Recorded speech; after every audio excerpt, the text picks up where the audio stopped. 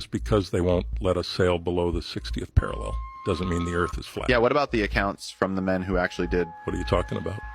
William Morris, late 1700s, traversed along the Antarctic Circle until he found it.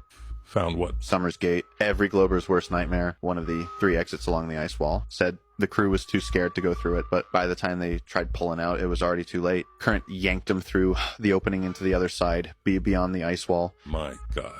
Sailed through these unknown waters until what? They were approached by a massive red ship, unlike anything they'd ever seen back home, and it started blaring an unbearable horn until they finally realized William and his crew were no harm. They brought them up on board, and the captain of this giant red ship introduced himself to William as the leader of the ancestral lands. Said his name was Tolliver. Yawning, William was in shock at this point, like trying to take in the fact that there was like this whole reality outside of this ice wall barrier. And Tolliver asked him what he was doing in these waters. William kind of apologetically said, like, I'm sorry, we just wanted to explore what was out here. And Tolliver said, like, no, it's fine. It's been so long since we've seen anyone come from the inner ice wall. Tolliver handed William a map, and he said, take this. It will lead you to the safe lands. Move swiftly now. William said, the safe lands, like, I'm sorry, is there something dangerous out here? Like, are we in danger? And Tolliver said, oh, my dear boy, things out here on this side are just fine. You see that place you've emerged from, those people in there are what we have to worry about. He said the leaders of the inner ice wall of your Americas are tyrannical oligarchs who will stop at nothing to keep control.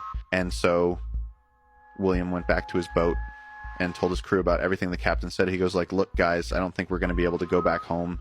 Like, these people are in some kind of generational standoff with us. Like, we've been lied to about everything. And as he showed them the map he was given, he goes, there's a whole other world out here. And they just looked at this map, which still circulates today, that had shown like literally 178 different worlds under the same biodome, all kind of connected by oceans. And so they took the directions to the ancestral lands where things were safe, and they were kindly greeted by a beautiful kind of like utopian city where everything was just kind of a peaceful, gracious, and like abundant plethora of just like life. So William was escorted into a kind of headquarter building where a sergeant said to him, William, we'd be happy to process you as a citizen to the ancestral lands.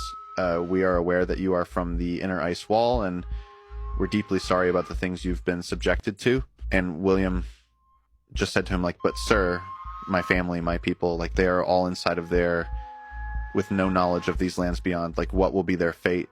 The sergeant said to him, like, I understand your concerns, sir. I truly do. We've been trying to liberate your realm for centuries, but your leaders are ruthless. He says to William, he goes, listen, if they find out that you've escaped, okay. If they find out you know about these lands, it could trigger another great reset.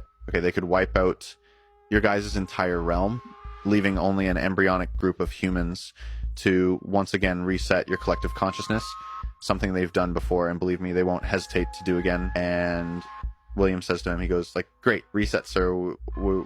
We what are you talking about? Like, what do you mean? And the sergeant just says to him, he goes, buddy, let's just say the last time one of you escaped, you weren't wearing powdered wigs. Basically explains to him that our society in the inner ice wall has cycled through dozens of civilizations, all of which have like reached different levels of technology, kind of continually reverting back to primal beginnings every time they reset us. And so William basically agreed with his crew to claim citizenship in the ancestral lands, and they pretty much lived an amazing life for the next 10 years. But William's knowledge drove him crazy. Although he'd met a woman here and gotten married, he couldn't help but want to go back to the inner ice wall. And one day they both went missing.